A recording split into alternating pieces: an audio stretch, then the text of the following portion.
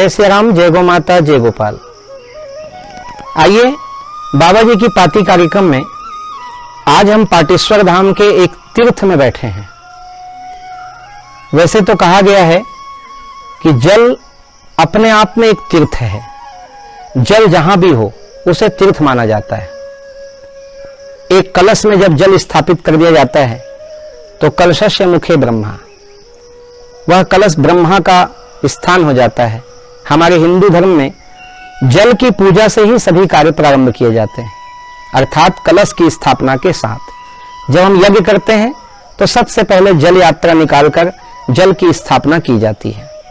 जल जिस घर में हो वही घर घर है, इसलिए जल घट की स्थापना प्रत्येक घर के रसोई में और पूजा मंदिर में भी ताम्र पात्र में जल घट रखा जाता है। जल के बिना किया जाने वाला कोई भी संकल्प अधूरा होता है। सभी संकल्प को करने के लिए जल का ही प्रमाण है। इसके साथ साथ हम कोई भी पवित्र कर्म करते हैं तो हमारी पवित्री एवं आचमन की प्रक्रिया भी जल से ही होती है। भारत ही नहीं वरन विश्व के अंदर जहां भी तीर्थ की मान्यता है, कोई भी धर्म हो, कोई भी मत संप्रदाय हो, तो वहां जल के केंद्र की स्थापना एक महत्वपूर्ण भूमिका रखती है। कैलाश मानसरोवर का जल हो, चाहे किसी कुंड का जल हो, सभी जगह जल का महत्व है। पाटेश्वर धाम एक तीर्थ के रूप में मान्यता है।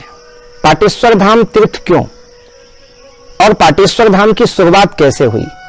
हमने स्वर्ण गंगा कुंड के बारे में आपको एक दिन बताया कि स्वर्ण गंगा कुंड अर्थात एक जल का स्थान निश्चित था। उसी जल के स्थान को देखकर पूज्य सद्गुरुदेव भगवान श्री राजयोगी बाबा जी ने यहां पर अपना आसन लगाया, धुनी जलाई और आज धीरे धीरे वह श्री पाटेश्वर धाम के रूप में विख्यात होता हुआ एक तीर्थ बना। इसी तरह जब पूज्य गुरुदेव भगवान 1975 में नवंबर के ठंडी के दिन में यहां पर आए तो वो बहते हुए नाले का ही जल पीते थे या कुंड में ठहरा हुआ जल। कई बार बीमारी हो जाती थी, मलेरिया हो जाता था, तो उनके मन में कल्पना हुई कि ये जो नीचे का भाग है ये तलहटी पहले से बना हुआ था, ये बराबर हिस्सा था, यहाँ पे दोनों तरफ पहाड़ और बीच में एक छोटा सा बराबर स्थान। तो गुरुदेव ने सोचा यहाँ जल का स्थान जरूर होगा, तो अपनी चिपिया के द्वारा 1976 में उन्होंने इस कुंड का खनन प्रारंभ किया, इसको खोदना प्रारंभ किया। छोटी सी, अब चिपिया में कितना खोदा जाए, चिमटे से उन्होंने 4-5 बार खोदा तो करीब 1 फीट गहरा होने से वहां हल्का सा नमी दिखने लग गया। तो गुरुदेव बड़े प्रसन्न हो गए। कुछ गांव के भक्त उस समय आते थे, उन लोगों ने पूछा कि बाबा जी आप कर क्या रहे हैं? तो गुरुदेव ने कहा कि मैं यहाँ पे कुआं बना रहा हूं। तो वो उनको थोड़ी हंसी भी आई, लेकिन संत के प्रति निष्ठा हो और गुरु के वचन पे विश्वास हो, ऐसे शिष्य हो, ऐसे भक्त हो, तो कोई भी कार्य असंभव नहीं है। तो उन भक्तों ने कहा कि गुरुदेव इसे हम थोड़ा सा कुदाली लाकर कुंड बना दें। गुरुदेव ने कहा बिल्कुल। तो गुरुदेव ने चिमटा से इसे खोद के प्रारंभ किया, इसीलिए इसे राम जानकी कूप कहा जाता है। पूज्य गुरुदेव भगवान का नाम श्री राम जानकी दास महात्यागी है, इसलिए हम उनके नाम से बड़े प्रेम से इस कुंड को राम जानकी कूप के नाम से पुकारते हैं।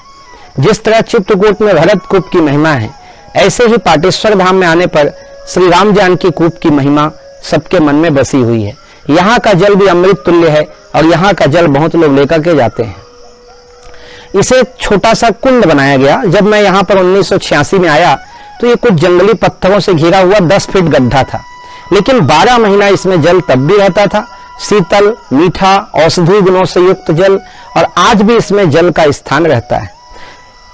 इस राम जानकी कूप के बारे में परम पूज्य जगतगुरु श्रीमद रामानुजाचार्य श्री वासुदेवाचार्य विद्याभास्कर जी महाराज कौशलेश सदन अयोध्या जब 2015 में वो यहाँ पधारे तो उनका एक नियम है कि वो कभी भी केवल नदी का ही जल पीते हैं या कुंड का, कुएं का। तो उन्होंने पूछा कि यहाँ नल के अलावा कुछ साधन है? हमने कहा महाराज जी कुआं है। तो उनको हल्का सा बुखार था, कुछ जुकाम सी स्थिति थी, तो उन्होंने कहा मैं कुएं का जल कैसे पी लूं जंगल का। मैंने उनसे निवेदन किया कि भगवान यह जल गंगा जल के समान पवित्र है, आप इसे पी सकते हैं। सुबह भरे मंच पे जगत गुरु द्वाराचार्य मलुक पीठ वाले राजेंद्र देवाचार्य जी महाराज की गो भक्तमाल कथा हो रही थी। कम से कम 12-15 हजार श्रोता बैठे हुए थे दिशा टीवी में लाइव था तो भूरी भूरी प्रशंसा राम जानकी कूप की जगत गुरु रामानुजाचार्य जी श्री विद्या भास्कर जी ने की। उन्होंने बताया कि मैंने रात्रि में इस कूप का जल पिया और सुबह में भला चंगा हो गया। इसमें दिव्य औषधि गुण है, यह बहुत महत्व का कुंड है। श्री राम जानकी कूप की महिमा पाटेश्वर धाम का एक विशिष्ट अंग है। इसी जल से आज भी यहाँ श्री ठाकुर जी की पूजा एवं ठाकुर जी की रसोई की जाती है। सामान्य जनता के लिए दर्शन के रूप में यह कुंड यहाँ पर स्थापित है। जल के महत्व पर आज थोड़ा सा बोलने का मन कर रहा है, क्योंकि कहा जाता है कि जल ही जीवन है। वन और जल दोनों का हमारे जीवन में बहुत संबंध है। जब से वन कटने लगे जल कम होने लग गया। जल की आपूर्ति कम होने से मानव जीवन संकट में आ गया। आज सुनने में यह भी आता है कि यदि तीसरा विश्व युद्ध होगा तो वो जल के कारण होगा, पानी का संकट ही उसका कारण बनेगा। कुल मिलाकर ये सारी बातें उस भयावह स्थिति की ओर इंगित करती है कि जब जल का संरक्षण नहीं होगा तो जल के बिना क्या स्थिति संसार की होगी। मैं आप सभी से एक निवेदन करूंगा आज बाबा जी की पाती कार्यक्रम में कि आप सभी जल का संरक्षण करें, जल का सम्मान करें। हमारे 5 देवता हैं, क्षिति जल पावक गगन समीरा, पंच रचित अति अधम शरीरा। तो बिना जल के तो हमारा जीवन नहीं है, बिना जल के हमारा शरीर की संरचना नहीं है, बिना जल के हमारा कुछ भी नहीं है। तो जल संरक्षण, अभी बरसात का समय है, जल संरक्षण करना चाहिए। बहुत अच्छी योजना है कि छतों का जल धरती के गर्भ में डालें। आज अधिक कांक्रीटीकरण होने से, गली कांक्रीटीकरण होने से, आंगन का फर्शीकरण होने से सारा जल नालियों के द्वारा, नालों के द्वारा नदी में चला जाता है, नदी से वो समुद्र की ओर चला जाता है। हमारी धरती के अंदर जो भूगर्भ जल होता है वहां तक वो पहुंच नहीं पाता, जिसके कारण थोड़ी सी गर्मी पड़ने पर चैत्र या फाल्गुन में ही जल की कमी होने लग जाती है। जल का कभी अपमान ना करें, जल में कभी थूकना नहीं चाहिए। सरोवर, नदी, तालाब में स्नान करने जाएं तो जल को प्रणाम करके उसमें स्नान किया जाता है, उसी में लोग थूक देते हैं, उसी में खखार देते हैं। ये गलत तरीका है। जल का सम्मान करें। जल देवता का रूप है और जल हमारे शरीर में भी है। हमारे शरीर का एक बहुत बड़ा हिस्सा जल है। धरती का 80 से 90% हिस्सा जल ही तो है। तो आज राम जानकी कूप में बैठकर बहुत अच्छा लग रहा है। श्री पाटेश्वर धाम के दर्शन करने जब आप आए तो राम जानकी कूप का भी दर्शन करें। पाटेश्वर धाम के हमने बहुत सारे दृश्य आपको दिखाए हैं, उसी में ये दृश्य छूटा हुआ था। आज बाबा जी की पाती में मेरा मन हुआ कि आप सभी को मैं राम जानकी कूप के बारे में बताऊं, गुरुदेव की महिमा के बारे में बताऊं। आप सब जुड़े रहें इसी प्रकार और देखते रहें हमारे कार्यक्रम को। प्रतिदिन आपको नई जानकारियां मिलती रहेंगी और आप अपनी जिज्ञासाएं भी बना करके हमें आधा मिनट की वीडियो बना करके भेजें, आपकी जिज्ञासा को शामिल किया जाएगा। आइए आज हमारे श्री पाठक परदेसी जी बैजलपुर बोरला, उन्होंने एक प्रश्न किया है, एक जिज्ञासा की है, उनकी जिज्ञासा पर थोड़ी सी चर्चा कर लेते हैं।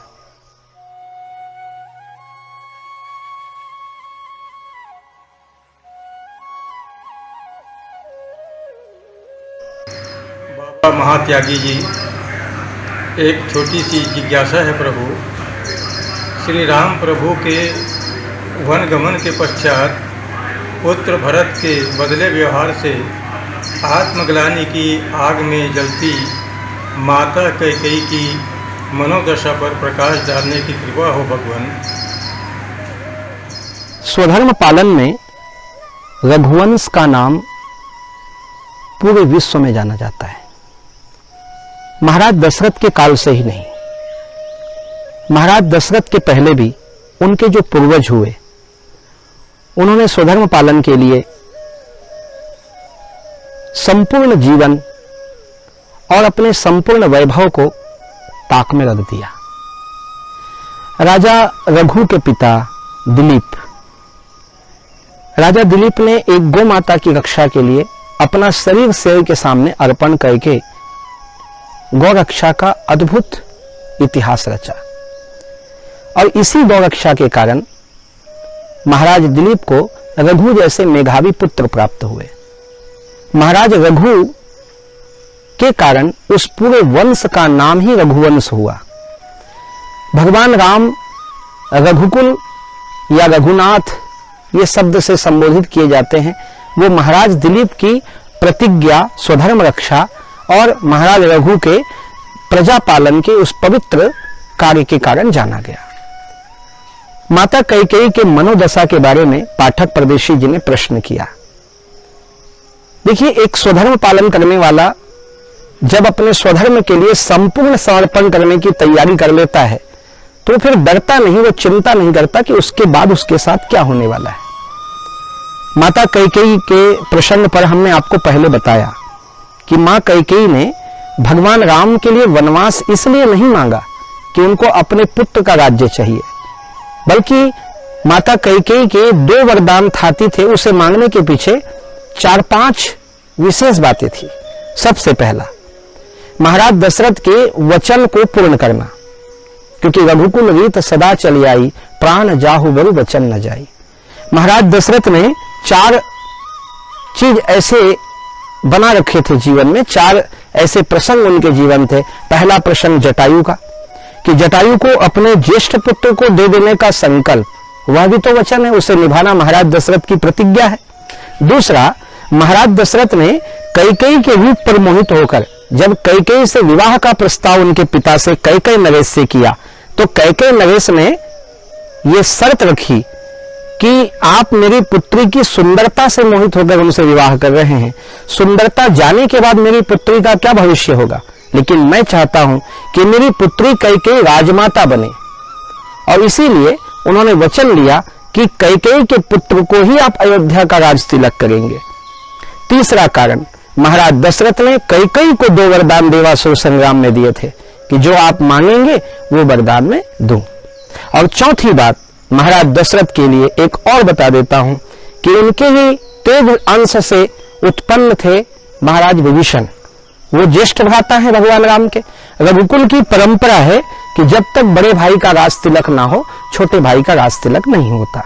इसीलिए महाराज दशरथ के इन 4 प्रसंगों को पूर्ण करने के लिए, क्योंकि वो धर्मपत्नी है, अर्धांगिनी है, माता कैकेयी ने बीड़ा उठाया। भगवान राम ने बचपन में उनसे वचन लिया कि हे मां, मैं जब वयस्क हूं, धर्म की रक्षा के लिए तत्पर हूं और मेरे पिता मुझे राज्य देने के लिए तत्पर हों, तो उस समय आपको मुझे वनवास देना होगा, क्योंकि उसी वनवास में मैं अपनी नरलीला संपन्न करके और इस संसार में आने का जो मेरा उद्देश्य है उसे पूर्ण करूंगा। माता कैकेयी उस बंधन से बंधी हुई हैं, उस वचन से बंधी हुई हैं, और दूसरे अपने पति के धर्म के पालन के लिए वो कटिबद्ध है। अपने पति को धर्म के मार्ग में विरत ना हो जाए, उसमें वो रत रहे, उसके लिए वो कटिबद्ध है। एक धर्म पत्नी की जिम्मेदारी भी उनकी है। महाराज कैकेयी के वरदान पर बहुत से संत का ये मत है कि देहु प्रथम बर भरत ही टीका। माता कैकेयी कहती हैं, मेरे पुत्र को राज नहीं, टीका, टीका टिप्पणी जो कहते हैं ना, जो कलंक हो मुझे मिले, मेरे पुत्र को मिले, जितनी टीकाएं करनी हो मेरे पुत्र पे करें, राम पे नहीं, क्योंकि राम ने अवतार ही लिया, विप्रधेन असुर संत हितलीन मनुज अवतार। यदि राम जी राज्यपाट संभाल लें और साधु संत सताए जाएं, गौ माता की हत्या की जाए, तो राम जी का भी वचन पूर्ण नहीं होगा, राम जी पे भी टीका टिप्पणी होगी। तो राम पे टीका टिप्पणी नहीं होना चाहिए, राघव पे टीका टिप्पणी ना हो, जो टीका टिप्पणी हो मुझ पर हो, मेरे पुत्र पर हो, लेकिन मेरा राम चक्रवर्ती बने, मेरा राम पतित पावन बने, मेरा राम त्रिभुवन व्यापक बने। ऐसी माँ को कैकेयी की मनसा है। कैकेयी का दर्द कौन जानता है। माता कैकेयी महल में बिल्कुल अकेली हो जाती है, क्योंकि उनके हृदय को जानने वाला एक राघव ही है, और वो राघव वन में है। कहते हैं माता कैकेयी को बार बार इच्छा होती है कि वो अपने राघव को पत्र लिखे कि राघव, आपने मुझे ऐसे उलझन में डाला, सब मैं सहन कर लूं, पति का वैधव्य सहन कर लूं, लेकिन मेरे भरत को कोई कुछ बोलता है तो मेरा हृदय टुक टुक हो जाता है।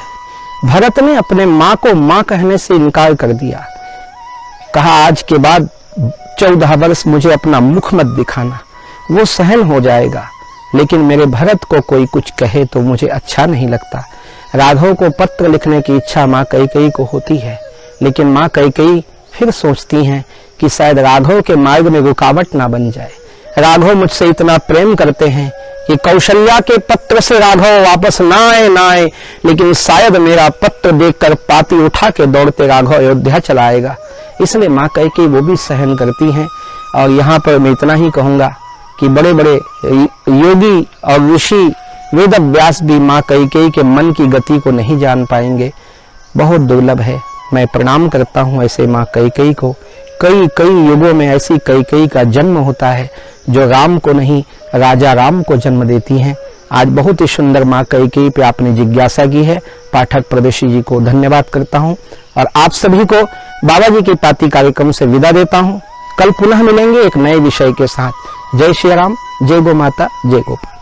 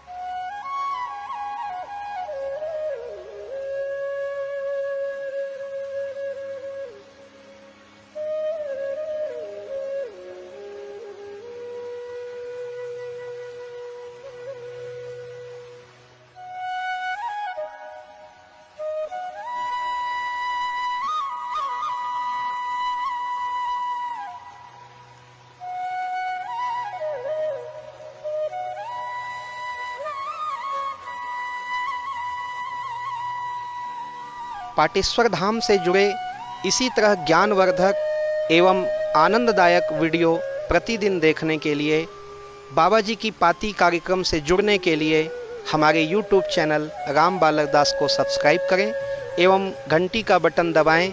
इस तरह आप हमारी सूचनाओं से जुड़े रहेंगे। ध्यान रखें, प्रतिदिन शाम 4 बजे बाबा जी की पाती कार्यक्रम में आप सभी का स्वागत रहेगा।